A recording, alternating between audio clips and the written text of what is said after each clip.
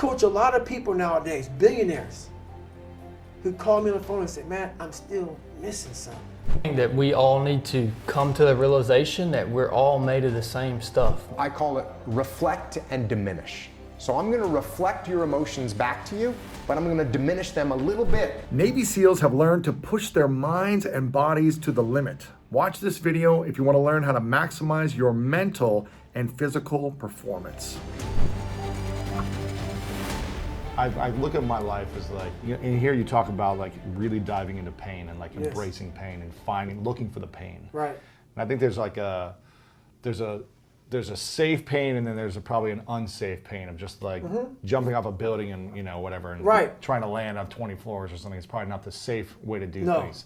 But doing 200 miles of endurance running is like a different way of pain, of looking at pain.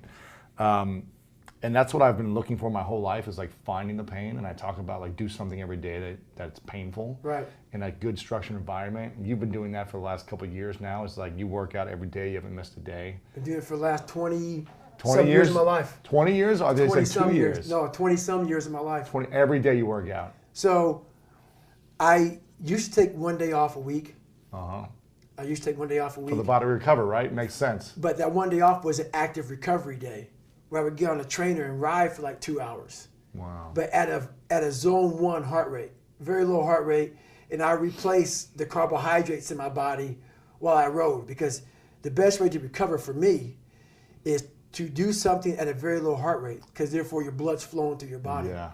As your blood's flowing through your body, refuel it with the nutrients, because then your blood's flowing, the nutrients is going through all your cells in your body. All that glycogen is now flowing at a low heart rate. So it's not burning it, it's refueling it. Yeah. So every Sunday used to be that. And it kind of snowballed into, as human beings, we believe, like so many people, before I give them a workout plan, they're talking about recovery. Everybody that hears me speak, they want to go straight to recovery. Work out first. Work out first. Before you talk to me about recovery. How to recover, yeah. Work out first. We are always looking for, like whenever I talk to people, people take my words and they put it in a way to where they want to feel comfortable. This guy, they want to put you in a box. They want to put a title on you. No, you're putting a title on me to make yourself feel better about yourself. If you read this book of mine and you see where I came from, this person was not built. This person was not made by God. This person was built. I made this person. I made this person by diving into the insecurities that life gave me. Because now they're yours. They're yours to own. If you're not smart, call yourself dumb. It's okay, because you are.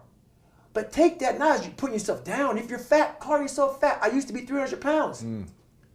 We want to talk so soft to ourselves. We're looking for that recovery day. And that recovery day is everything in your life. Everything in your life is a recovery day. We're looking for it. It's not coming. It's not coming. Get over that recovery day. And that's the mentality I took with me. And what happened through that process was all the frivolous things of life started to float away. I used to tell people lies so they would like me. Because I was so insecure. When you start to build yourself up, and start to have the one thing that we don't have is confidence. Yep. Real, authentic confidence from hard work. Everything else goes away. You no longer look to other people for your self-esteem. For validation. That's right. Yeah. You now know. I walk in a room now and I know the hours and years and decades I put into David Goggins. That's something, it's not on the wall. It's not a trophy on the wall. It's not a medal on your neck. It is actually a feeling in your heart. And people go, why don't you ever smile? I don't have to. Yeah, I do have a stoic look on my face. I'm a very focused person. But the feeling I have in my soul and in my heart, that's why I don't need to smile. I don't need to smile. I don't need you to look at me and say, oh my God, you look happy. Because half of us aren't happy. We're giving you something that we think you want to see. I don't do that anymore. I don't care how you perceive David Goggins. Because through my journey, I figured out the one piece I was missing. I thought it was cars. I thought it was women. I thought it was money. I thought it was everything. The one piece I was missing was me having the courage to face myself. And once you do that on a daily basis, it's not about the running. People are going to be, you asked about working out. Where I got my work ethic from was the hours I had to spend learning this. When you sit down and you're not smart, and you have a disability, and you still want to be at the top of your class, I didn't want to just get by. When I realized that I can learn through hard work, and I can beat the valedictorian in school, but I got put in 10 hours more a day than he does. You know what kind of strength comes from that? When you're sitting down, that guy, that valedictorian studied for an hour, and you know I caught you, and I am dumb, but I have the work ethic to catch you. That's where David Goggins got really invented. Was at a kitchen table with 20 spiral notebooks that were empty. And then 3 months later, they were full. And when you can go through that, I still have them in my storage unit. You go through these spiral notebooks of your life, and you realize this is how I learned. This is unbelievable. There's no miles. It's not about the miles. It's that, having a discipline every day to say, for me to learn this one math problem, it's going to take me 10 hours. Wow. And that's where and you realize through hard work, you can outwork anybody, no matter how badass they are. But that's the part people don't want to dive into. Yeah. When someone's lacking confidence in themselves, what's the answer you would give them if they're like, how do I gain more confidence? It starts with yourself, man. You got to start diving into those things that you are afraid of. You don't gain confidence by going to the spot that makes you feel good. It's going to be a false reality. And the second life gives you that challenge, all you want to do is go back to what made you confidence or what gave you confidence. Is that happy spot? No. What gives you confidence, what gave me confidence, was spending years at a kitchen table trying to learn how to read and write on my own. Realizing I can't learn the way you learn. I can't. But I can learn. What gives you confidence is not being afraid. It's overcoming the fear. I used to stutter severely bad. So right now, I don't know how many people are going to watch this. You know what gives me confidence? Is knowing I no longer care if I sit here and start stuttering to you. That's what gives me confidence, is facing these things, overcoming them. And maybe not overcoming them every day, but facing them and facing them and facing them. Pretty soon like this, you know what, man, this is where it's at. It's not in that comfort zone. It's in the discomfort zone is where my confidence is getting built. That's where it's getting built. But people want an easier answer. There has to be an easier way. There's not. I'm sorry. I searched for it my entire life. You cheated, I did. You lied. I lied. I did everything. And I still felt empty. I coach a lot of people nowadays, billionaires, who call me on the phone and say, man, I'm still missing something. It's because they did what they were good at. And they have this beautiful family, 2, 3 houses, cars, everything. Has everything in the world. On the outside looking in, like, my God, man, how can you be unhappy? I walk around with a backpack with all my stuff in it, and no car. And I walk around, happiest person in the world. Have nothing. Happy as hell. It's because I found out the whole key to life. It's not in all that. You have to face yourself. So many people live to be 100 years old, and they die miserable, having everything, because they never examined. I call it my live autopsy. You never examine this. Happiness, peace, enlightenment, it's all up here, man. It's all up here. And when I start talking like this, people go, man, you know, no. It's the truth, man. Yeah, it is true. It's all up here. You just got to be willing to go and face it. How do you go back to a confident place of being able to lead people? Because you've got to have some confidence too. You can't just be, concerned that something wrong is going to happen all the time, right? So how do you transition back into a confident place? Number one, take ownership of what went wrong. Extreme ownership. Take extreme ownership of it, right? Because it's the same thing I just said. If that would have happened and I would have said, hey guys, that was my fault, it was his fault and his fault, people would have looked at me. They know the truth. The truth is I'm the guy in charge. So everyone's respect level for me would have gone down. and their confidence in me would have gone down. But when I go in and say, hey guys, look, this is what went wrong. This is my fault because I'm the guy in charge, and this is what we're going to do to fix it. Well, now everyone says, okay, well, he's taking ownership of the problem, and he's actually got some good solutions to make sure this doesn't happen again. Their confidence and the respect for me goes up, and we can move forward. Right. How often did you have to take extreme ownership? Every single day. Every day. Oh yeah, of course. Wow. Of course. The minute that you're blaming anyone else for things that are going wrong, the moment that you do that, think about what it does to you. Think about what it does to you. If I'm walking, if we go on a mission and something goes wrong and I go, that wasn't my fault. Well, what am I doing to fix it now? What am I doing? Right. I'm not doing anything. Nothing. Just blaming people. Because I don't think it's my fault. So I'm not going to change anything. Well, then we'll make that same mistake again, and then I'll say that wasn't my fault, and we'll never make any progress.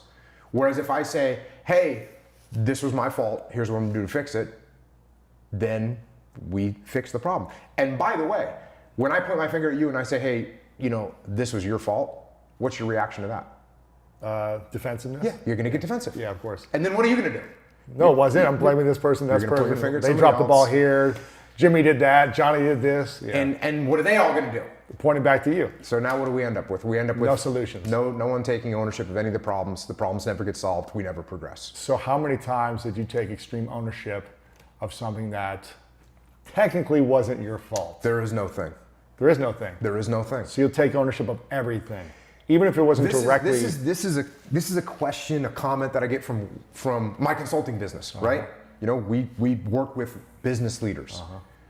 And someone will say, yeah, I get it, but what should I do when it's really not my fault? But it is your fault. It's like, oh yeah, I have yet to have somebody stump me with a question when I say, no, if you're in charge of something and something goes wrong, it's your fault. It's all your responsibility. It's all your responsibility. Because if I'm in charge of a platoon and one of the machine gunners that's 4 or 5 levels below me in the chain of command and is on a position that I'm not even at, right, and he shoots his machine gun in the wrong direction towards friendly forces, whose fault is that? It's your fault. Yes, it's my fault. I didn't train him well enough. I didn't make sure he understood his fields of fire, where he was allowed to shoot. I didn't make sure that he was being monitored correctly by his fire team leader to make sure that they all knew what was happening. And at the end of the line, if he's not competent and capable of doing his job, it's my fault that I let him be in that position. Right. So no matter what happens, it's my fault. So what do you tell CEOs or leaders of big companies that have multiple lines, underneath them, that don't have the time to train them personally, but they have someone underneath them to train, who's training them, who's training them? How do you coach those individuals? It's real easy. The guy says to me, hey, we failed this project. And I said, oh, well, why do we fail that project? Oh, because of Bill, the frontline manager. Oh, okay, who's in charge of Bill? It's Mike. Oh, okay, who's in charge of Mike? Fred. Who's in charge of Fred? The leader, the CEO. Yeah. I am. Yeah, that's right. You're in charge of Fred. So that means you need to make sure that your intent is felt all the way down through the chain of command. How do we do that? That's leadership. This is why I have a consulting business, because this is what you have to do. Yeah. Because the larger a company gets, look, when I'm in charge of 8 people, it's easier. Everybody knows what I'm thinking. I see them every day. I can sit in one room and talk to them all face to face. On the battlefield, you're in charge of a fire team. A fire team has 4 or 5 people in it. Even in combat, you can control 4 or 5 people. 8 people, you actually can't control anymore. In a firefight, you can't control 8 people. That's why the Army, the Marine Corps, around the whole world, it's like 4 or 5 people in a fire team. That's what the base unit is. Wow. In the corporate world, you can handle a little bit more than that because there's no explosions happening, there's no gunfire. Yeah. So you can control 8 people, 10 people, something like that. That's kind of what the normal corporate structure breaks out as. But the bigger you get, the more you have to rely on those subordinate leaders to spread the word, to understand what the mission is, to understand what the end state is, to understand why they're doing what they're doing. That's what you have to do as a leader. And when you do that, there was plenty of missions that I went on where I was the ground force commander in charge of 30 or 40 SEALs or 100 SEALs and Iraqi soldiers combined together. Plenty of operations like that. You know how many people I talked to? I would talk to 3. Right. I would talk to the 2 platoon commanders and the mobility commander. Yeah.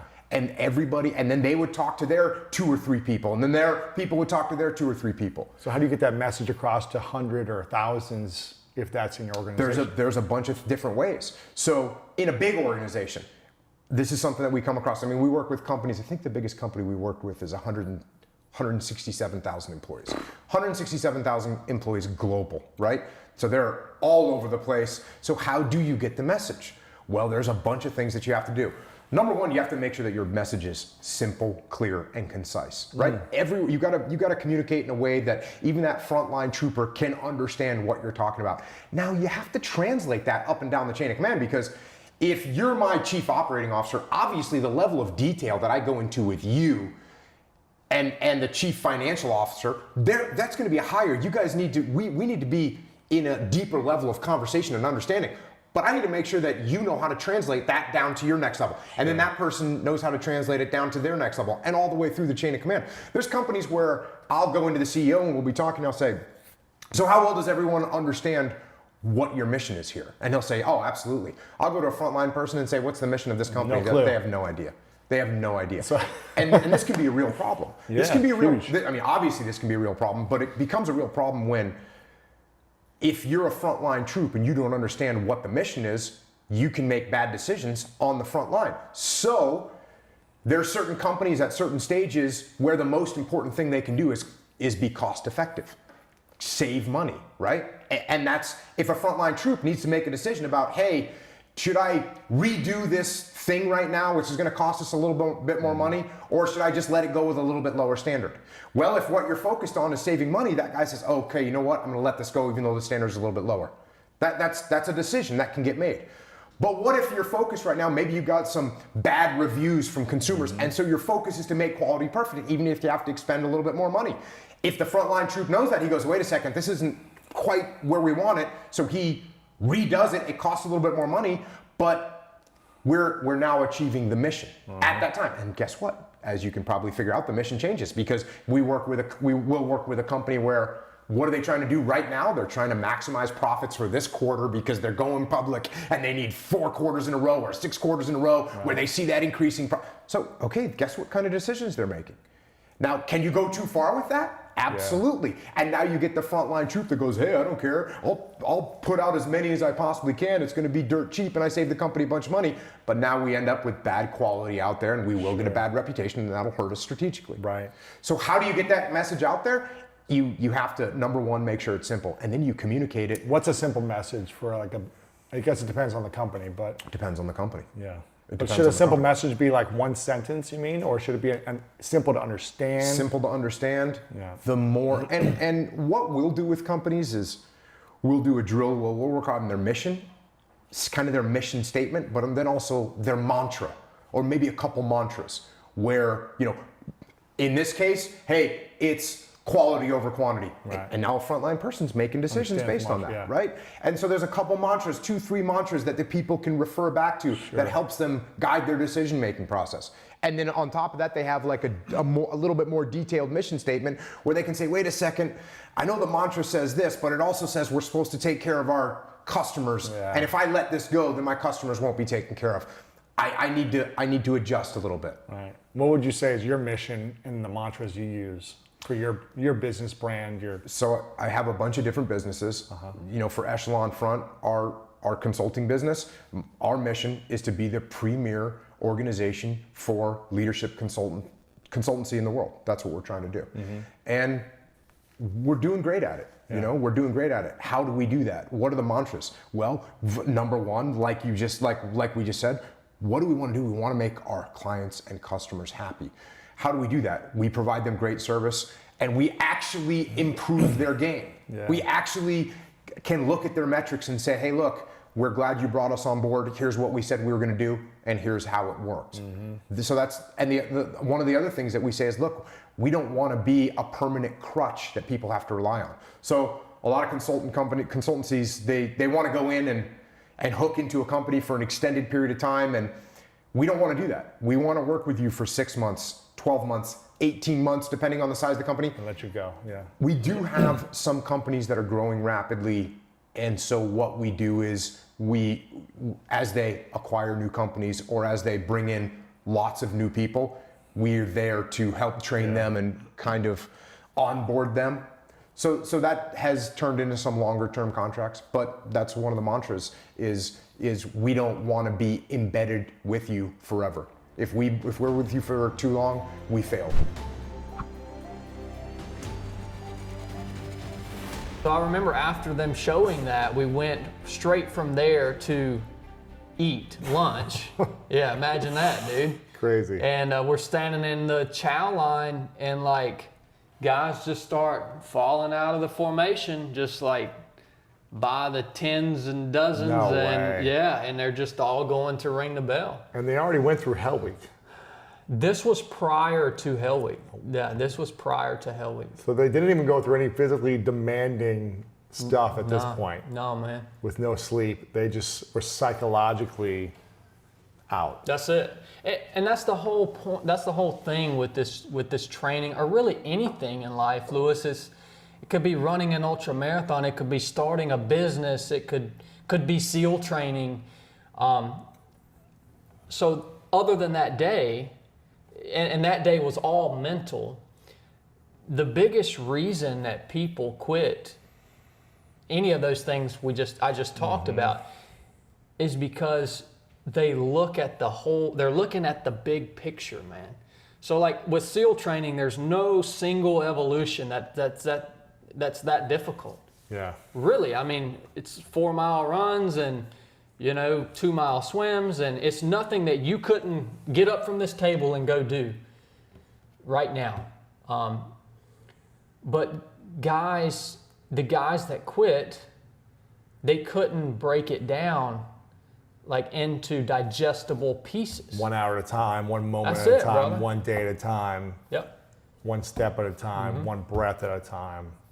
Yeah. It seems so overwhelming. You're like, if I can't do this right now, if I'm struggling this moment, how am I going to take on all of this, right? 6 months, 4 months, 3 months. And so we become overwhelmed and in fear as opposed to just one step at a time. That's it, brother. I remember an evolution during Hell Week.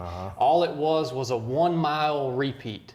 The instructors just got everybody together and said, all you got to do is run 1 mile over and over again until we tell you to stop. There's no time standards. There's no. You could walk if you wanted. could walk. I mean, you had to look like you were running, but you could walk. So I'm out here like, heck yeah, dude. All I got to do is run 1 mile at my own pace on a sunny beach on Coronado Island.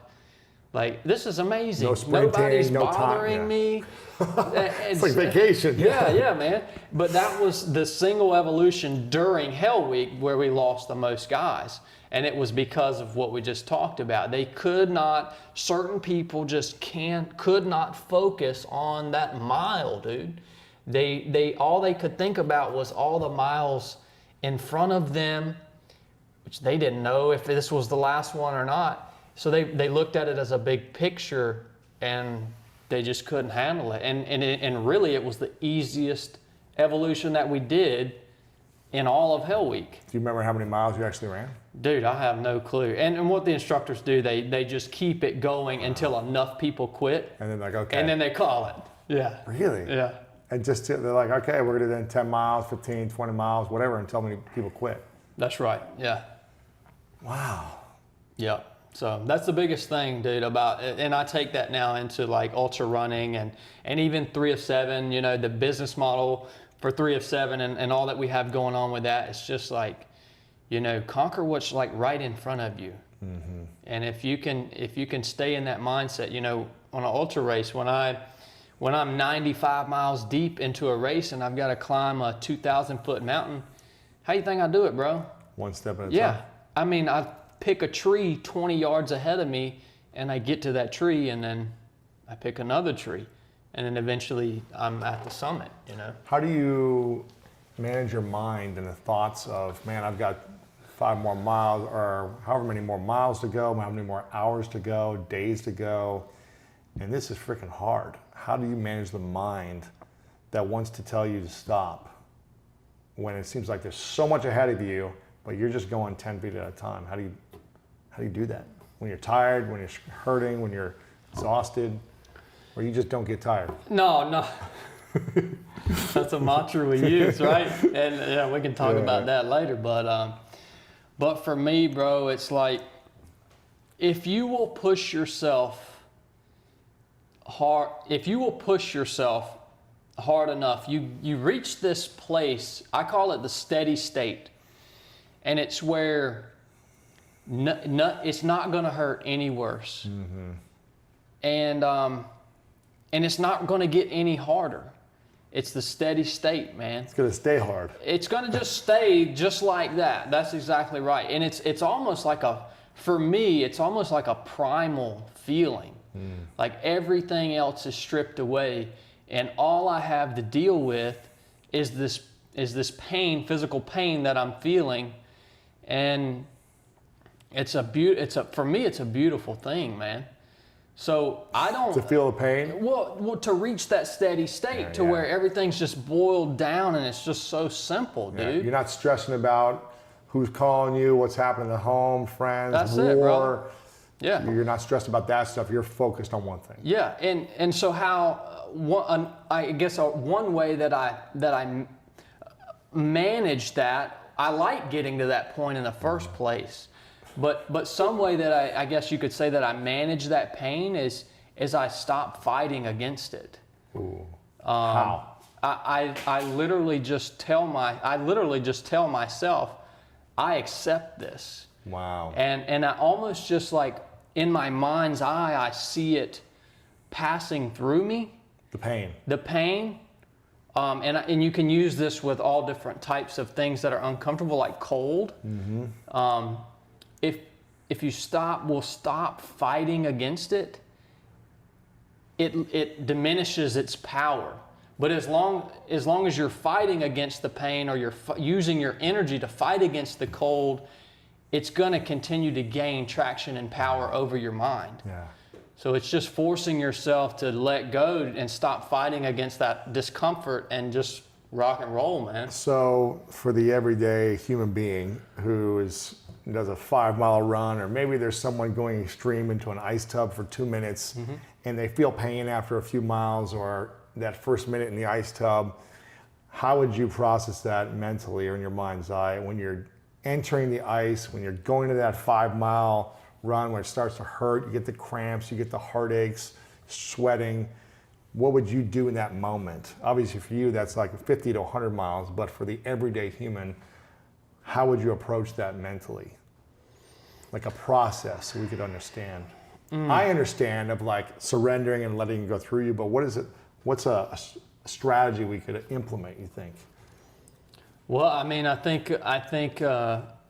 the strategy to implement that particular thing about not fighting against it, I think, is that you could speak it out loud. I talk to myself all the time, and that's something I'm so adamant about, is the spoken word. So, So it's starting to feel painful. I'm on my 3rd mile. I feel like wanting to slow down. What would I say to myself? Well, I mean, you can counterpunch that with any number of statements or mantras, whatever works best for you. You know what I mean? Of course, I have some that I use on my own, but that's, for me, that would be the number one tool to kind of manage that pain. A spoken mantra out loud. The spoken word. Not an internal mantra or a whisper, but actually saying it, you think? Yeah, totally, man. Yeah, it has to be said out loud. Yeah. Okay. Were you going to say something else? No, Sorry. I'm good, brother. What's the killer of getting through hard challenges in your mind? What's the thing that kills most individuals once it starts to get hard and they stop? Negativity, man. Yeah. The thought process, words. It's not necessarily the negative thought, because we can't control our thoughts, obviously, all the time. We're going to have thoughts in our head that pop up that we don't want to be there. But it's when you give those thoughts power through the things that you say. So I give you an example. One of my best friends going through SEAL training, he came to me one morning and he said he had been, I could tell he had been in a bad place mentally, but he was doing fine, progressing through training. But he came to me one morning and he said out loud for the first time, I don't think I'm good enough to make it through this training anymore, which was a lie. He was completely physically capable of doing every single thing that we had to do that day and every other day. But when he came and said that, it gave those thoughts that he had, what do you call it? Like lack of confidence, or, you know, those thoughts that he was having that he wasn't good enough. Yeah. They didn't have enough traction to stop him until he came and told me that out loud. Spoke it into existence. He spoke it out loud. Yeah, So man. you might be thinking, am I good enough to do this? Can I make it through? Maybe I'm not as strong as these guys. These guys are more talented. But once you start saying it to someone else out loud, that's when your body starts to believe it even stronger, and it gets harder and harder to go back into a confident place, I'm assuming. That's it, brother. Yeah, so like when he told me that, it was just like seconds later he was going to ring the bell. Really? Yeah, like, and there was nothing that I could do to stop him. Like, It's like he finally believed it 100% and he was out. yeah. Just don't say it and you're half the way there, right? If you like, just don't say it, you have a chance. That's it, brother. That's it. And so your tongue is the thing. I compare it to a rudder. Mm-hmm. A rudder is the main control surface that steers a ship, steers the direction of a ship. Your tongue is your rudder. It's going to steer the direction of your life and the outcomes of your situations 98% of the time. So what you say is pretty important. Yeah, it's paramount to me, bro. I mean, that's like, I take this to such an extreme that I don't curse. I know. I'm a Christian, but not cursing is not a Christian thing. It's because none of those words in and of themselves have a positive meaning. So why am I going to use them? So for me, it is paramount, dude. The things that we say, yes. Did you ever come to a place where you started saying negative things to yourself during BUD/S training or as a SEAL, where you had to catch yourself, or have you always been clear with your words to yourself? I have not always been clear with my words to myself. I became more conscious about the power of my words throughout life and doing really, really hard stuff, to where, you know, I've put myself in enough situations with other people around me to see the power of the spoken word actually work, not only in my own situations, but in the men around me or women around me in racing, you know? Yeah. So every time I see it work, I'm like, holy smokes, this is powerful, this is powerful. Well, then finally I started going on some podcasts and telling people that it works. And then now I get hundreds of messages a month of people saying, oh my gosh, this works. What are the words we should never say to ourselves, and what should we say to ourselves every day? You know, I think that's really individualized, man. Yeah. I mean, as far as the words that you should never say to yourself, it's going to be dependent on the situation you're in, you know what I mean? And then the things that you're saying to yourself, you know, a big one for me is I will not die in the chair. That's a huge mantra, you know, that I use. I won't die in the chair, and that has a whole meaning and story behind it. What's the brief meaning? So that was born out of that last man standing race that I did a few months. Well, no, it was back in May, where I was running. You know, we had to run 4.16 miles every hour on the hour. Each one of those hours I would dedicate to a fallen brother in the SEAL teams. And their actual names? Yeah, I had a wrist coach that I was wearing, and I would have their, you know, a index card with their face, name, their family's names, their date of sacrifice. And so, holy cow, that probably gave you a lot more power and strength. It did, man. But it gave me a lot more pressure too, dude, because each one of these laps was for this guy, and some of those guys were guys that I had spent a lot of time with. You know what I mean? So the way that race worked, there was no definitive finish line. You just kept running until only one runner was left standing. Mm-hmm. So I could not promise my brothers that I would win. I couldn't promise them victory because I didn't know if my body would break, or I didn't know. I didn't know where the race was going to end. So, but I could promise them that if I died in death, meaning death within a situation, not physical death, but death in this scenario would be of my race. If that time came, I would die out on the race course battling for every step that I took. Not on the chair. I won't die in the chair. That's exactly Sitting around right. waiting. Yep. So at the end of each one of these laps, there was a chair. So if I came in off the lap in 55 minutes, I could sit down for 5 minutes. And it was hard. A lot of people died in the chair that day, They're dude. like, I'm done. Because it was hard to rise back up, man. For sure. So. Did you win the race? No, I think I was the third man standing. I ran 116.5 miles. And my last lap, dude, was actually my last lap was for a good friend of mine named Blake Marston. And we lost Blake in a skydiving accident not long ago. Dude, I remember looking down at, I went out on that lap, and so it was muddy. I had tied my shoes too tight, and so my shoelaces were sawing through that large tendon in the front of my ankles. It's painful. Yeah, so it got to the point that I could no longer flex my toes toward my shin anymore. So every step was like I was dragging my feet like lead weights.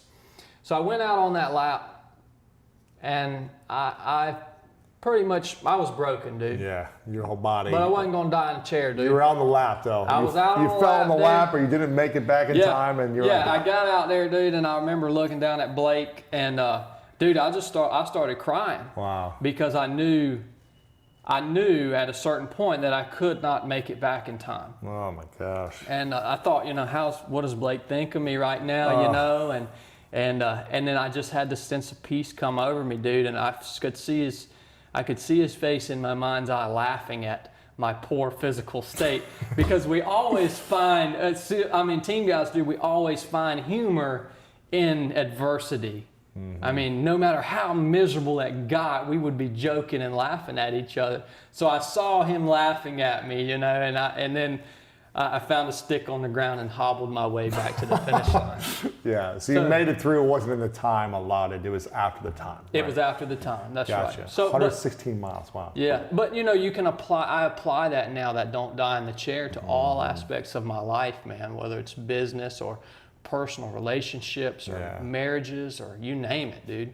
So you have a mantra, and you'll say this mantra out loud or internally every day when you feel it gets tough.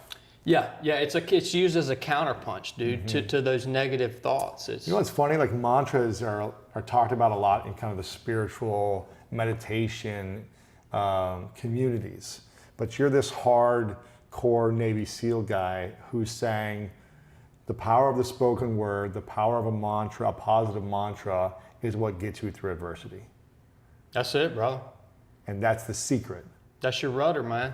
So doesn't have to be some woo-woo-y spirituality, meditation only type of thought process. This is tactical, real life strategies that get you through war, actual war. That's it, brother. What's your biggest insecurity today? I'm not to be arrogant, I don't have one. What was the last one you had, and when was that? The last one I had was probably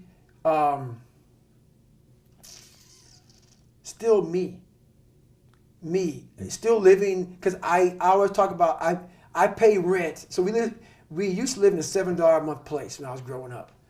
Is this in Buffalo, or is this? This is in Indiana. Yeah. So like we had a lot of money in Buffalo, and when my mom left my dad, we went to nothing for a period of time before she got on her feet. Right.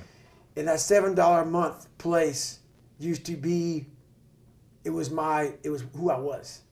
I was no one. I was in the sewer. My mom went there. I had nothing. And you always feel like you have nothing. I'd achieved so much.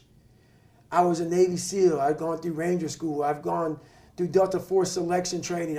I done so much. I run 200 miles, pull-up records, everything. Learned to read and write, became pretty intelligent. And I still was like, man, what is wrong with me? It wasn't until I got real sick, and I talk about in the last chapter of that book, I got real sick, and I was about 38 years old. Mm-hmm. I'm 43 now, and my life got real quiet. I went from running 205 miles in 39 hours to I couldn't get out of bed.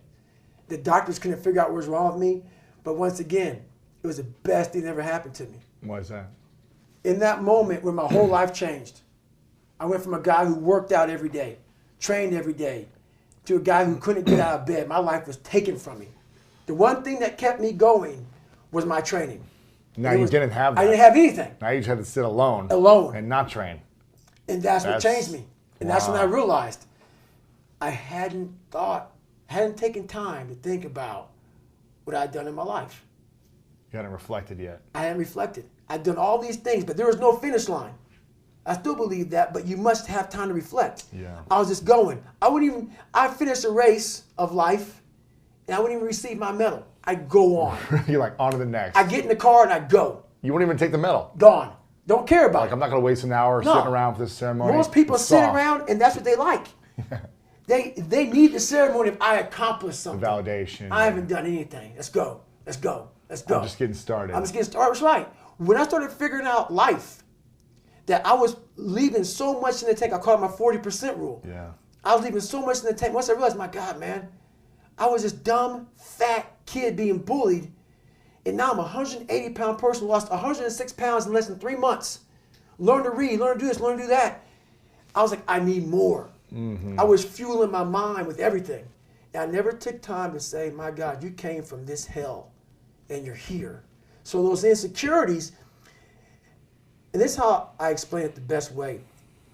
SEAL training became pretty hard, and a lot of guys weren't getting through it. So they designed a SEAL prep program. Like a boot camp for the boot camp. That's right. Yeah. And it was 2 months. In my last 2 years before I retired from the military, they sent me there to train these kids. Wow. To get ready for 18, buds. 19, 20-year-olds, yeah. Young kids. So when they get to Navy SEAL training, man, they were physical studs. They were running, swimming. I mean, they were hybrids. Wow. But they get to buds, and the same amount of people would quit. Why is that? This is why. We were training bigger, stronger, faster quitters. It's not about. Not the mind. That's right. We weren't diving into the sewer. Everybody's got a story. We don't share it on social media. We share our nice life on social media.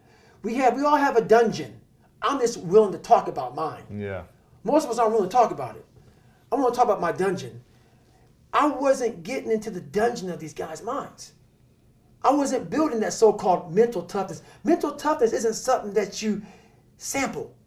It's something that you live in every day.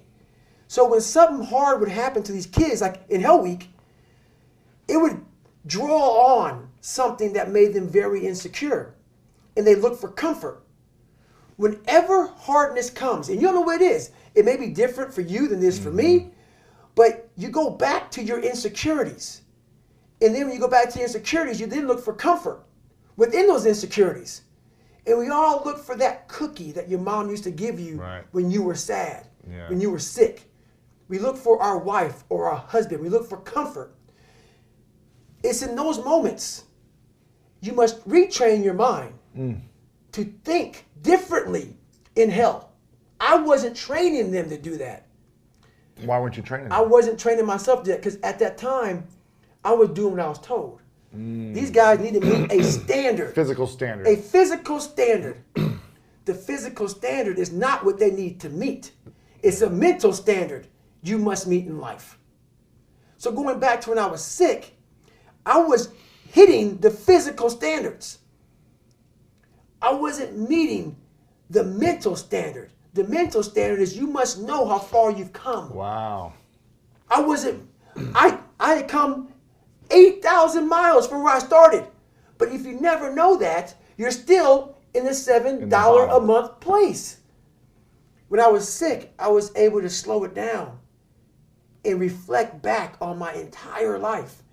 And in that bed, when I thought I was dying, because that story is long, that sick portion of my life is long, I didn't care if I died or lived.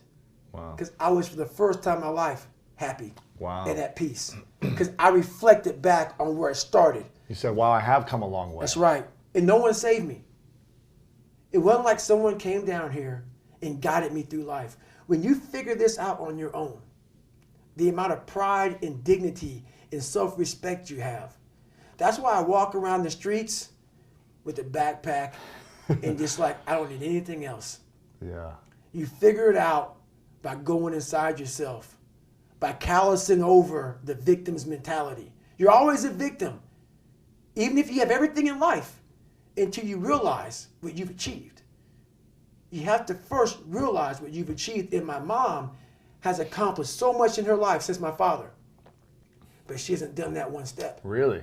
She doesn't acknowledge it and reflect She back? continues to go back to the dungeon of her past life. And live in that space. And live in that space versus living the space that she's in now and reflecting back on, my God, this is what I've done with my life. So. Have you talked to her about this? We talk about it all the time, and you have to be willing to go there. You have to be willing to really go there. Not surface. I don't live on the surface of anything. Yeah. Surface is what got me where I was at. It got me from 175 pounds to 300 pounds. Telling everybody I'm good. I don't give a damn. I'm good.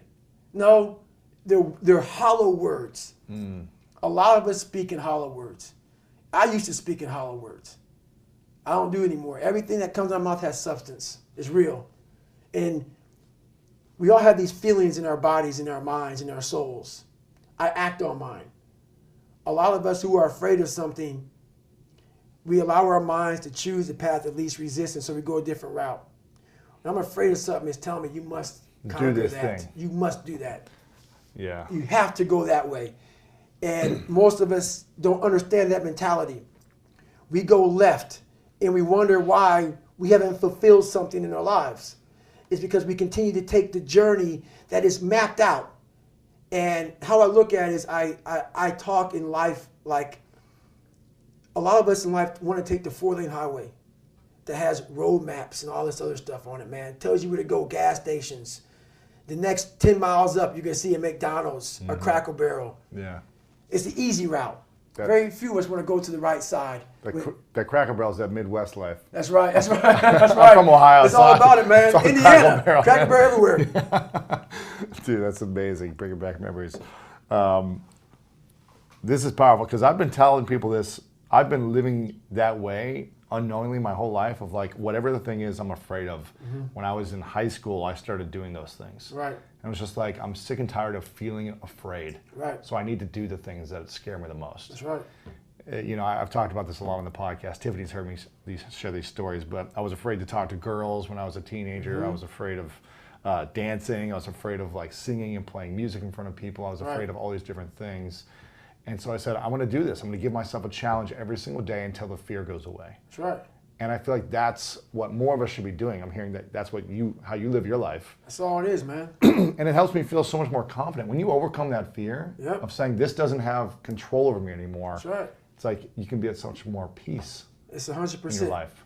Most of like for instance, I never thought in my wildest dreams I could be a Navy SEAL. It's until you open your mind, open-mindedness creates that. We all shut down our mind. Like for instance, when I broke the pull-up record, everybody around me who heard the pull-up record was 4,020 pull-ups. That's the first thing they did. Oh my God. 4,000 in 24 hours, or was this? It's 4,020 pull-ups in a 24-hour period. Yeah. The first thing I did versus closing my mind to like, oh my God, that's crazy.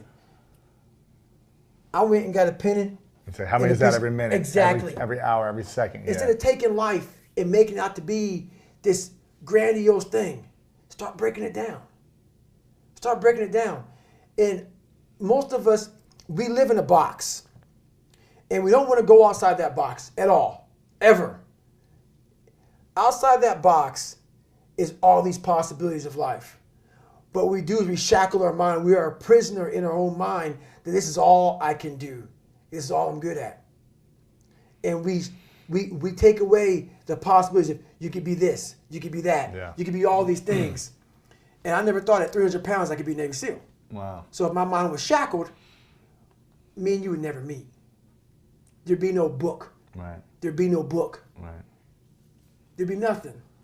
So what people understand is that they live for themselves, not knowing that you have the power within yourself to change millions of lives by facing life, by facing yourself. And through that, I would die never knowing that I had the power to change millions of lives. And what haunts me the most, people ask me, what haunts you the most? What haunts me the most is that if I would have died at 300 pounds, let's say I was 75 years old, I got to heaven, and God has a chart like that on everybody's life. God knows all. Let's say that. I don't care what you believe in. Doesn't matter. I'm not judging anybody. But let's say my thing is God. You get to heaven, I'm 300 pounds, I sit down, I was a cockroach terminator my whole life, and we're sitting down just like this. You're God and I'm David. And he gives me that chart, and he says, look at this. Now I'm looking at this chart, and on the chart it has all these different things, but my name's on it. But these things aren't me. I was going to change the world. I was going to set records. I was going to be a Navy SEAL. I was going to be all these things in the military that I accomplished. You're going to get the VFW award. You're going to be honored here, honored there. And I'm like, God, this isn't me. Like it says David Goggins, I was an Ecolab guy. I sprayed for cockroaches, and I'm 300 pounds. It said here I'm 185. It says here I got a bachelor's and a master's. It says all these things. And God goes, no, that's who you were supposed to be. Wow.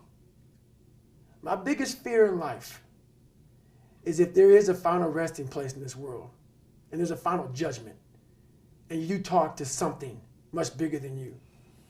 I don't want to sit down and have a conversation with someone, with something that says, you're in heaven, this is what you should have been on earth. And are you really in heaven now, or are you in hell? Thinking about how much I left on the table for fear, for not willing to go over the wall, and over the next wall, and over the next wall. So in my mind, I believe that. And God knows all. At least I believe that. I want God to be up there right now as we're speaking, writing stuff down, saying, my God, he exceeded even my expectations. That's how I live my life. I now know that there is no cap on the human mind. There's no cap. We cap it ourselves. Wow. Is there a cap on the human body? That's right. Is there one? I don't believe so. Because one thing I found out was for several years I gave myself a way out. When you were 300 pounds? When I was 300 pounds, when I was, all the way up until I was 24 years old. I would climb a mountain, I'd fall back down. I start climbing, I fall back down for the first 24 years of my life. I went to my first Hell Week, my second Hell Week, and then my third Hell Week came in SEAL training, and the CO, Captain Bowen, looked at me. I'm on crutches, I'm all jacked up. He says, hey, this is your last time you're gonna go through buds. This is it. I had several stress fractures.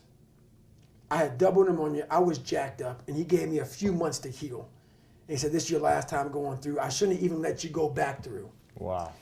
I started Navy SEAL training with stress fractures.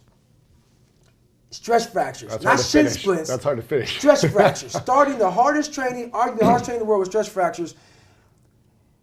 And this is when I started to not put a cap on the body if the mind is there. Every morning I would wake up at 3:30 in the morning, 4 o'clock in the morning, go to my dive cage, go in there before anybody saw me.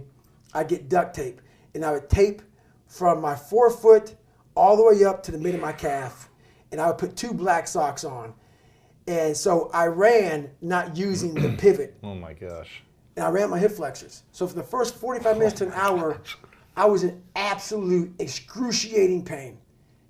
But what motivated me through that whole process was the fact that this kid came from that. I'm in the hardest training in the world, in the worst shape of my entire life. What if I can graduate amongst these studs? Wow. All these guys around me are studs. They're stallions. They're gladiators in my class. They're all healthy. Most of them. They're not broken like this. They may have some, everybody's sick going through that training. Yeah. But if I can graduate, it would change everything for me. If I can start the hardest training in the world, broken, and graduate. So my mind fed off of that. You are now, from the weakest man, you are now the hardest man to ever live. If you can do this. If you can do this.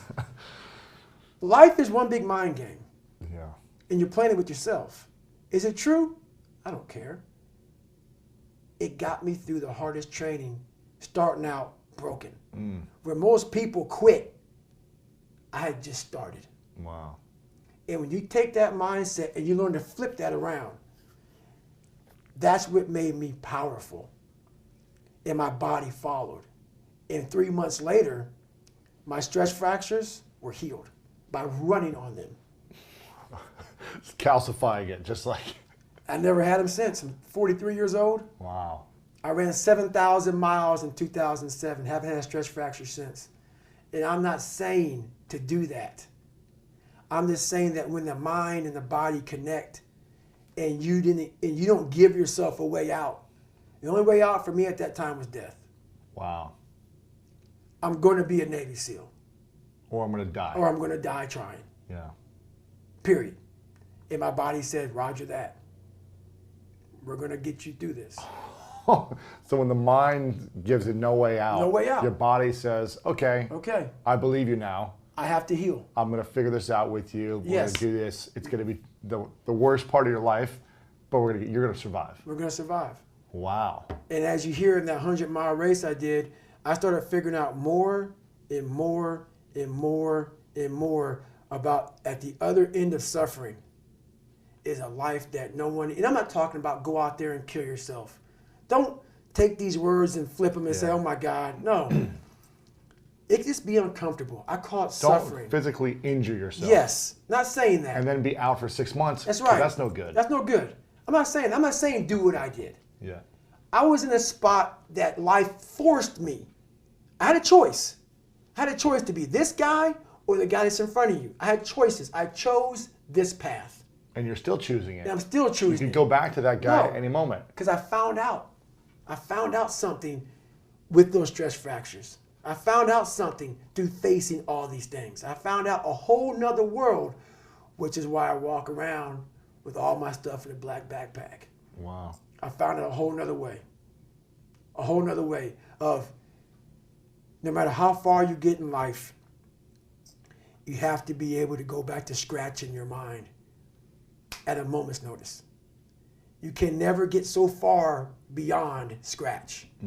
What that means is when you accomplish something in life, if you want to go back to scratch and go back to that $7 a month place where I once lived and visit that place for a long period of time, if you were here when you went back to scratch, you would now be here. Scratch is what makes you better. Scratch, friction, obstacles create growth. There's no friction when you're this far up in the game anymore. You think there is. When you've achieved, that's right. When you achieve so much, the friction is minor. Because why?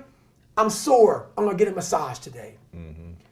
I'm hungry. I'm going to eat today. The refrigerator is always full. So your comforts are now, so your discomfort is now very minuscule to your discomfort back here in the $7 a month place.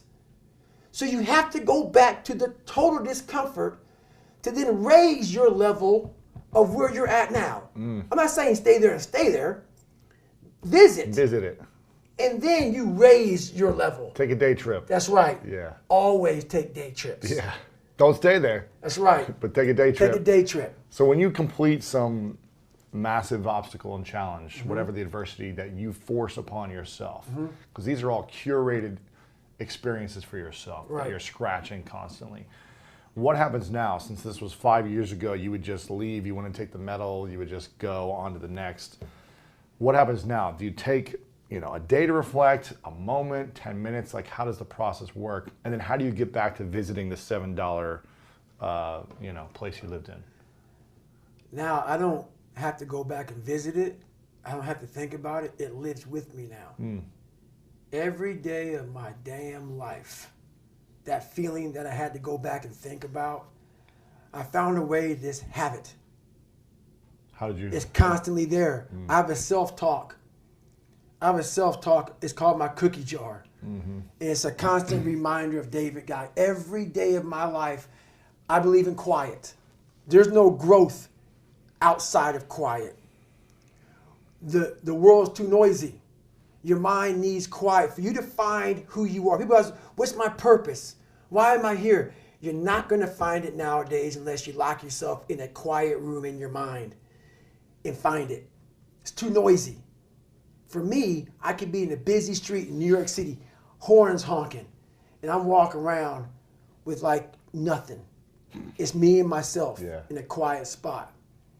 And when you are constantly reflecting on who you are, where you've been, the journey you've gone through, the journey you can continue going through, the feeling's always there. You don't allow the world to pull you so fast that you forget. You don't allow yourself to pull you so fast that you forget. It's not about staying in that moment.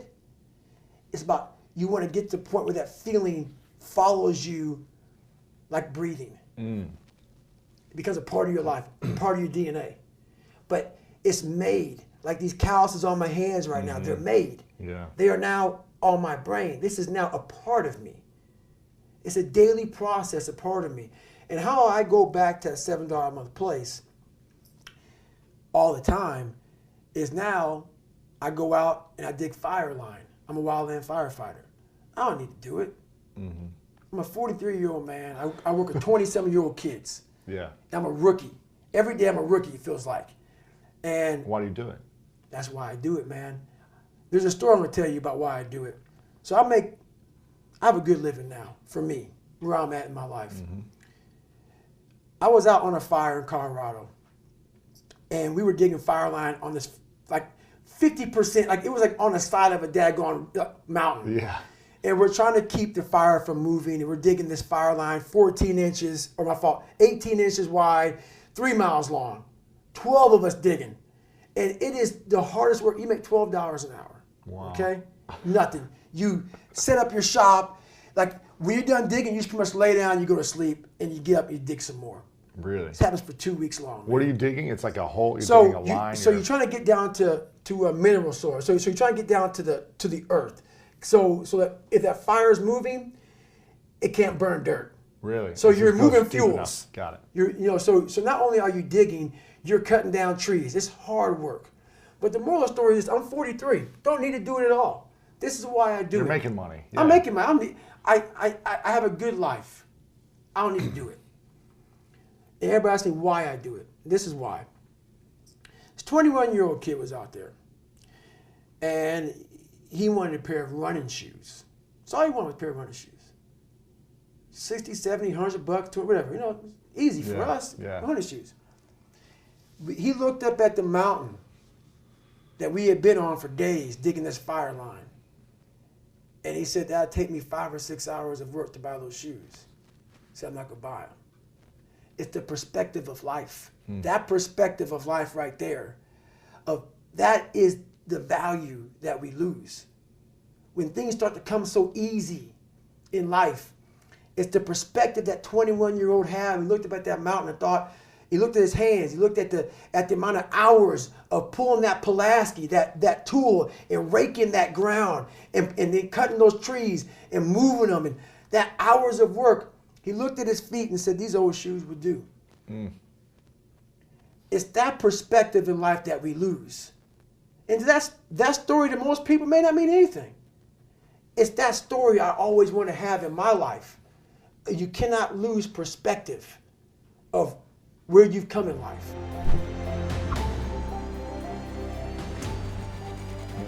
If you're working for me and you're going to meet with a client and you have a bad pitch that you're going to give them, and the client is some tiny client that I think is a low probability of us working with, and the contract doesn't really matter, I'd be like, hey, give it a shot. Here's a couple. I might give you a couple adjustments, and give you some coaching on it, and then you go and you do your thing and you come back and you're like, oh no, we didn't land it. And I say, well, what do you think? Let's debrief. And now we talk about it. I said, you said this and you said that. Here's some other ways to go about it. I might even actually have you do it to me. So then I could sit there and take some notes and say, hey, here's some other things that might have worked.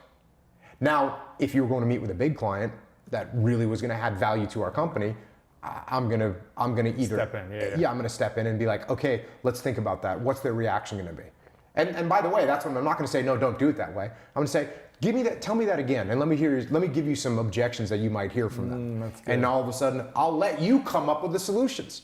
Even though I'm sitting there going, yeah, what he needs to say is this. No, I'll let you come up with the solution. So then you're kind of going in there like you got this dialed, and then you're gonna feel like you won, which you did. That's great. Which is great. It gives you more ownership, more respect in yourself, confidence, belief. How important is feedback for leaders? Getting feedback from peers, coaches, or employees, team members. Feedback is how you get better. Yeah. No feedback, no improvement. So if you're not humble, you're not looking for feedback and you're not listening to it. So if you think you know everything, you're not listening, you're definitely not asking for it, and even when it gets told to you, you don't listen to it. Yeah. So feedback is built upon being humble. What would you say is in your way to getting to the next level? What feedback do you think you need to hear or receive from your team or people in order to reach the next goals that you have? I mean, the weird thing about me is, even though you might look at me and think, oh, who's going to tell this guy anything, right? The reality is, if anyone of my friends, my team, anyone that works for me up and down the chain of command, if they think I'm wrong, everyone will say, hey, I don't know if that's a good plan. So even, when I was a task unit commander, so I'm in charge, and I'm the head SEAL for this 40 SEALs. I'm the main guy. Yeah. Anyone in that chain of command, those guys would all come to me and say, hey, I don't know if this is a good way to do it. And you know what I'd say? Why not? What do you think? What are you thinking? How do you think we should do it? My mind is open. If my plan is bad, please tell me. They would know that. So my friends, my family, they'll tell me when I'm doing something wrong all day long. They're not intimidated or scared of you? No. That's good. No. So how does a leader cultivate that with his family, friends, team, in order to welcome the feedback of the information? Yeah, what you do is when somebody gives you feedback, you listen to it. Yeah. This is like, just the other day we have a leadership event that we do 2 or 3 times a year. But the thing that I was telling this group of people was, as a leader, you should be listening 98% of the time and talking 2% of the time. So every time you come to me and you say, hey, Jocko, I don't like this plan. I don't say shut up and do it my way. No, I say, how would you want to do it? Yeah. Tell me what you don't like about it, and then tell me how you want to do it. So therefore, the next time you have an objection, you're like, the door's open. You know that I'm going to be open-minded and listen to you, and that's how you build it. Every time you shut someone down from speaking their mind, you actually are creating a negative environment where you're not going to get the feedback. And if there's no feedback, as we just said, you're not going to improve. What are 2 things that any leader could do to improve their leadership skills right off the bat? 2 things you can think of. And what are 2 things that wannabe leaders do that hold them back from being great leaders? So what are 2 things they could add to our 2 things that you sets? have. Number 1 is listen, which we just talked about, so that's fresh on my mind. Yeah. And you'd be surprised about how many leaders are thinking that because they're in a leadership position, they should be talking all the time. Wrong answer. Wrong answer. I'll sit through a meeting with a client or with one of my companies and I'll listen for 38 minutes. And at the end of those 38 minutes, I'll have already thought through every discussion that's been had. You want to argue with him and he's arguing with her. And guess what? I get to sit there and assess those arguments and see which one is the most important. Meanwhile, you're expending all your ammunition. She's expending all her ammunition. He's giving up everything he's got. I'm learning all their thought patterns. I'm learning the pros and cons of each one of their arguments. And I do that for 38 minutes. And in the 39th minute, I say, hey, here's what I think we should do. And guess what? Because I've done an accurate assessment and listened, I'm actually going to be able to make the best decision. Yeah. It wasn't because I was smarter. It wasn't because I had better tactical understanding. It's because I actually shut my mouth, listened to everyone spill their guts, learned everything that they knew, and did a good detached assessment of what the right thing to do was. So listen, and the other one is the word that I just used, which is detach, which is not getting emotional. Not getting into the weeds about stuff that doesn't matter. If you can take a step back and look around, you're gonna see infinitely more than you can when you're in the weeds, staring the firefight in the face, looking down the sights of your weapon, shooting. If you're doing that, you can't see anything else. Just think about that metaphor right there. Yeah. If I'm looking down the sights of my weapon and I'm shooting, my world is this big. The minute that I stop shooting, point my weapon at high port, take a step back and actually look around, I can see infinitely more. So apply that to it's just a meeting that we just talked about, a 38-minute meeting. All this chaos is happening. Sure, I'm the boss. I could jump in there and start arguing and giving my opinion. But what am I really doing then? What I'm really doing then is I'm in the weeds and I'm not able to assess what is actually happening. So there you apply it there. To your personal life. If you and I are arguing, you're my friend and you did something and now we're starting to escalate an argument and I'm starting to get emotional, am I able to listen to you anymore? No. Am I able to logically figure out what's going on? If I'm talking to my wife and she did something that made me mad and now I'm starting to raise my voice, is that whole situation going in the right direction? No, it's not. It's not. So what I need to do is take a step back, detach, calm down, listen to what she's saying, and then try and assemble a logical thing to say back without saying, you need to calm down or you're too emotional. No. Because if you come to me and you're mad about something, you come to me, whether it's my wife or whether you're a business partner, you come to me and you say, the supply department didn't give me the stuff I needed. If I say, hey, calm down, right?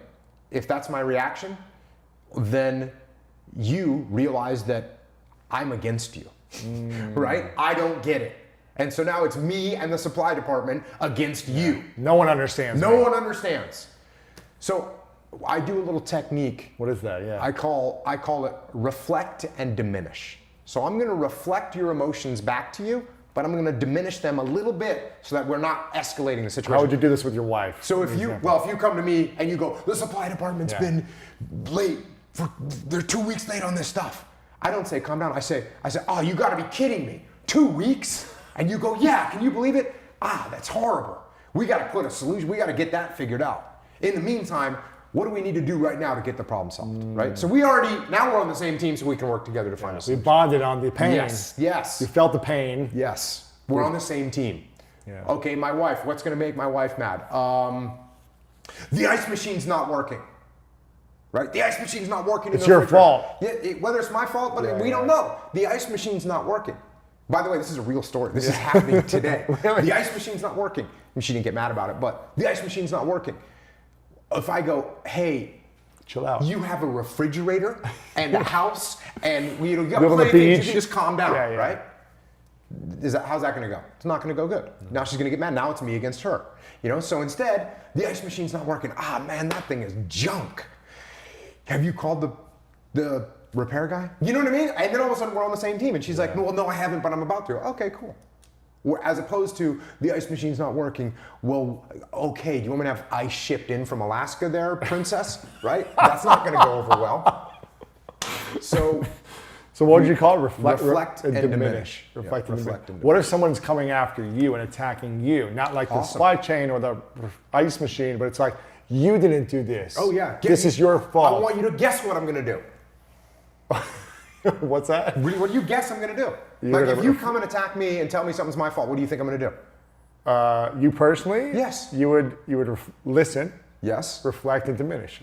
I would actually detach. Detach, yes. How do you detach your emotions from someone coming after you emotionally, even if it was or wasn't your fault? Well, there's a couple things that you've asked me now in the last couple minutes. No, it's all good because it's exciting. Because I can see like your mind is spinning here. You're absorbing and you're like, oh, this makes sense. If you're attacking my ego, immediately, as soon as I feel frustrated, angry, defensive, all three of those things are red flags to me that's my ego. Okay. I immediately know. I go when I feel my bristling. Like when I feel that, I know I guarantee it's 99%. It's just my ego that I'm mad. So what do you do in that moment? I immediately go, oh, that's your ego, you idiot. Listen to what he's got to say. Let's win. Let's win. So how do I win? Do I win by attacking you? No. No, I don't win by attacking you. If you're the only winner, you both lose. Yes. So when you attack me, both need to win, and you say, whatever your attack is, you say, this is your fault. I go, you know what? Absolutely. This is my fault. Wow. Here's the mistake that I made. And I know it affected you in a negative way. Here's the things that I'm working on right now to remedy it. Wow. What are you going to do? Are you going to yell at me more? Are you going to tell me it's my fault again? Like a crazy person might say a couple more times. Yeah, and a crazy person, I'll be like, yeah, I know. This, I get this. This is another question I get when it's sort of like similar to what you said earlier, when you said, yeah, but what if it's not really your fault, right? The other one I get a lot is if you say, hey, listen, Lewis, this is my fault that this happened. And you go, you're right, it is your fault. And then people say, what do I do then? What do I do then? If the person's blaming me, how do I take ownership then? And I'm like, that's the whole point. That's the whole point. Right. The whole point of taking ownership is when you look at me and you point your finger and you say this is all your fault. I say, yes, I know, that's what I just said. This is absolutely my fault. I'm the one that's in charge and these are the things that I'm gonna do to fix it. That's where we're gonna start. Wow. So when someone blames you, yes, take ownership. Now, if you have in the back of your mind, like you did earlier, like, hey, maybe this isn't really my fault. Yeah. Like if you have that in the back of your mind, you're actually wrong. Wow. You're actually wrong. You're in charge. And that applies to your life as well. That applies to your life as well. How you got to take ownership of what's going on in your life. When you're not where you want to be and you say it's because the boss doesn't like you or it's because the girl treated you this way or the guy did this, like all those things, you got to take ownership of them. Yeah. And if you're blaming all these other external things, you're not going to make any changes. And that's going to be a problem. What is a Navy SEAL's guide to eliminating self-doubt? What are the things that you saw other guys do really well or that you did to learn how to overcome being insecure, lacking the confidence of something, and just overall doubting yourself that everyday human beings could apply on a daily basis? Bro, I think that we all need to come to the realization that we're all made of the same stuff, man. Freaking dirt. Mm-hmm. That's all. We are all made of the same stuff. So, Lewis, you are an awesome dude. You have accomplished so much, man. But you know why you have done? You have used your tools properly. Yeah. You don't have anything that I don't, and I hope you don't mind me using us as a direct example. Sure. You don't have anything that I don't have from a physical. I have a strong, healthy body and a strong, healthy mind. We're made of the exact same stuff. You have utilized your tools, your time, the people around you, your speech, your relationships, all these universal tools that we all have access to. We all have access to time. We all have access to people around us. Resources at some level. Yeah, those are, and you can't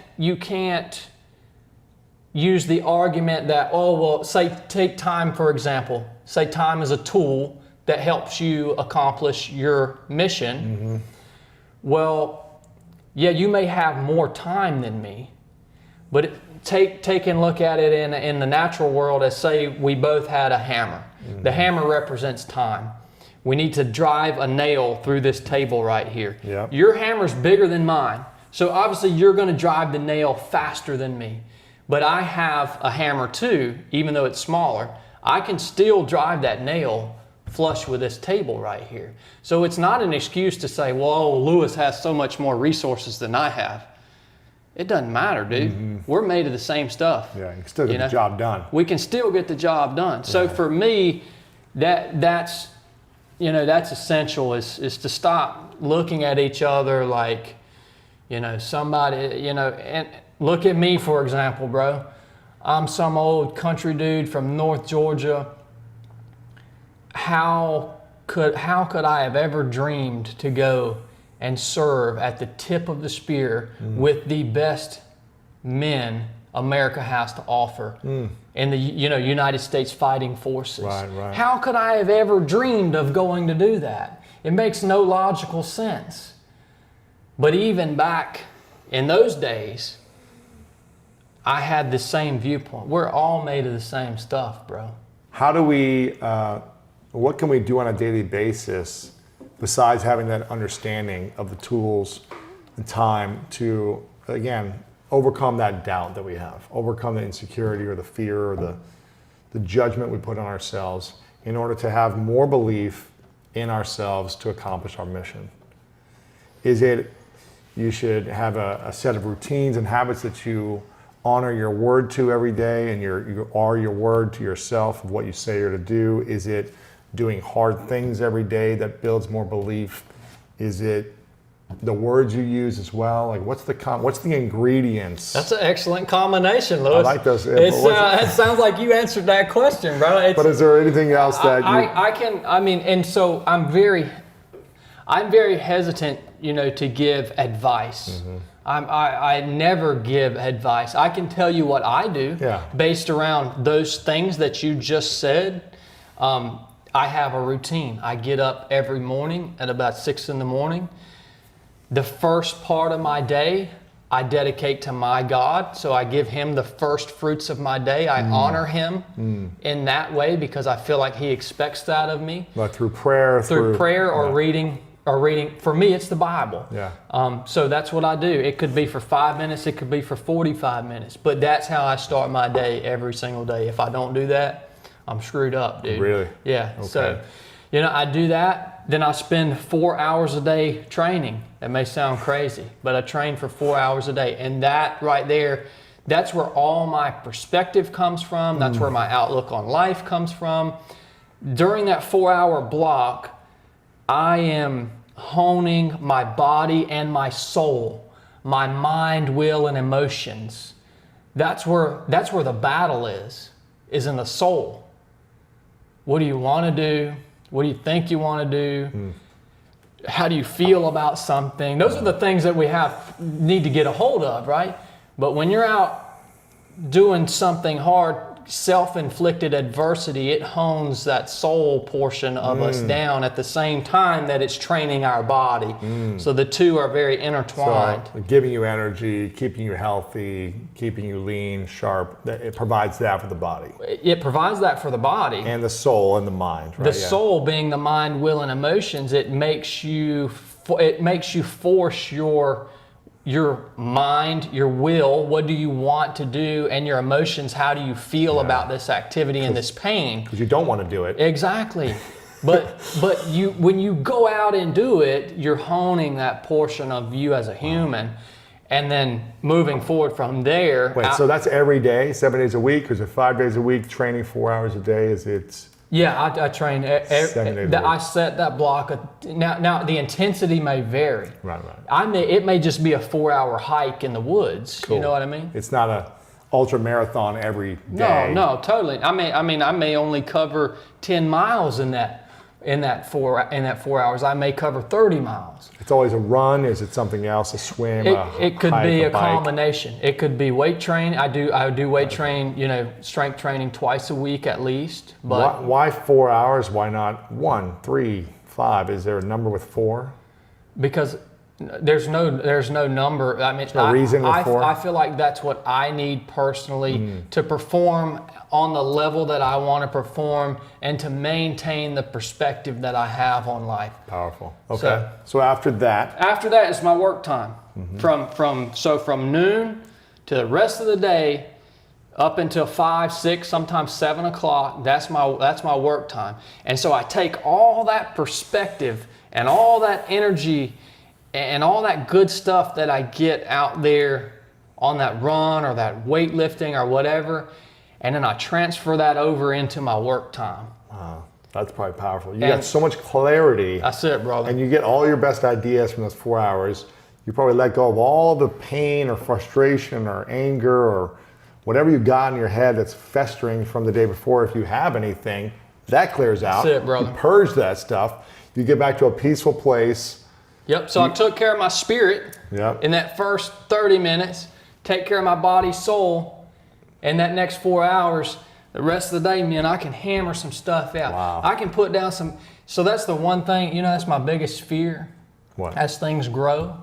My biggest fear is that this telephone and this phone text messages and social media, my biggest fear is that stuff is one day going to maybe tarnish the clarity of my perspective. Is going to take away from that 4-hour block of time. Because if I don't put the time in to myself, all that Instagram, all that stuff, none of that matters, because if I don't put that 4 hours into myself, the stuff that I put out on the back half of the day is not going to be as pure as it should be.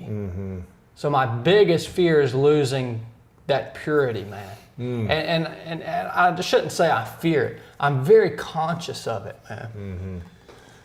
So you finish around 5, 6, 7, and then what's the evening look like? That's my wife's time, man. Yeah. I love her more than anything else in the world. Yeah. So how long have you been together? Brooke and I have been together for 7 years now. So you got married while you're in the Navy. Yeah. And was that challenging for her to be with someone who's off in war every day? Oh, I wish you could ask her that question. I mean, I feel like it was more challenging for her than it was for me, you know. And as a SEAL, you're gone, on average, I'd say 300 days out of the year. I mean, you're not at war that whole time. It's training, but you know, it's a mix of both. And yeah, it's extremely difficult, man. Yeah, for sure. And she suffered from it, you know, but luckily we're still together. And again, because of the adversity we went through in our marriage, it's the same thing, brother. The adversity we went through in our marriage, my wife had a very dangerous disease called addiction. She you know, she got wrapped up in that for a while, and we had to go through the process. I shouldn't say wrapped up. She was, you know, in it. Yeah. And it was bad, dude. And that's a whole nother story, man. But we had to go through that adversity together. And now we have the best freaking marriage on earth, man. Wow. You know, so. What's the greatest lesson she's taught you while you were an active Navy SEAL and since your retirement? Humility. Humility for 100%. She keeps me grounded, man. Yeah, she did that all, you know, because as a team guy, man, you're hanging out with active duty, you know, pipe hitting alpha males all day long. And you need somebody to pull you back down to earth sometimes. And even with ultra running, you know, I'm really competitive there. And I'm not a cocky person, dude, but if I start to get a little lofty with, you know, my speech or something like that, man, she'd snatch me right back down to where I need to be. Okay. So humility has been the biggest lesson. What's something she that you've learned about her since you've left the Navy that has surprised you? That's different than when you were together in the Navy. Because you've had more time with her, I'm assuming. I would say how talented she is. Like, I didn't get to pay enough attention to her talents when I was active duty. And now that I get to spend more time with her and she's getting to pursue some of her passions, it just has blown me away with how talented she is. So she loves photography. She's an awesome cook. And just her people skills, man. So that's the biggest thing. What's the?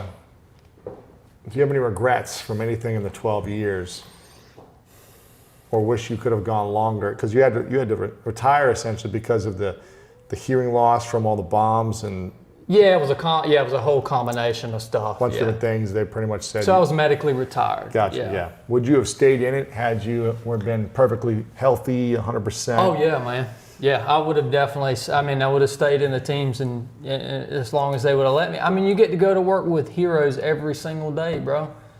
Why would you ever want to leave that? You know. Wow. Do I have any regrets? Nothing that really stands out, man. I really wouldn't I really wouldn't change a thing. You wish we'd have found a few more walls to get behind, and a couple more rocks. No, man, because it's all brought me to where I am now. Yeah. I'm sitting here talking to Lewis Howes, man. Yeah. I mean, in my opinion, I don't deserve to be here, bro. Yeah. But the whole chain of events have brought me to where I am now, meeting present Jesse, in this meeting other day, people, man. yeah. And I'm not trying to put you on a pedestal. I'm just using you as sure. as an example because we're sitting right here, Sure. face to face. You know. What were some of the coolest moments that you got to experience where you're actually in the moment thinking, man, I'm just a kid from this town in Georgia, and now I don't want to speak out of line for you of what you've told me in the past, but now I'm doing this, and now I'm doing this, and this is crazy. Did you ever have any of those moments, or were you just... The coolest moments that I've had in my life have been since I retired this past January. Really? They have, totally, man. So much stuff has happened, dude. Just like the vision I told you about, and being able to let go and move forward into this awesome future. I mean, not holding on to the identity of the past. Exactly, this man. is who I was, this is my dream, this is my whole life, now it's over. That's not it, holding brother. on to like the glory days. Yeah, so the coolest moments have definitely been in this last 8-10 months. Wow. The coolest moments of my life, dude. Really? Yeah, man. You know, and not to take away from what we did in the teams, but that was a job. It got to the point, and I think all guys get that. It's no different than, you know, you going to do what you do with your group every day. Yeah. It was a job, dude. We had a mission. We went and did it. Skydiving, diving, that was all the job, man. But now it's fun. And it's like all these exciting things have happened, and just the network, getting to know people like you, like Jesse, you know, Scott Worthington out in New Zealand, getting to create this network of just awesome individuals, and it's been amazing, bro. Wow. So I would say those are.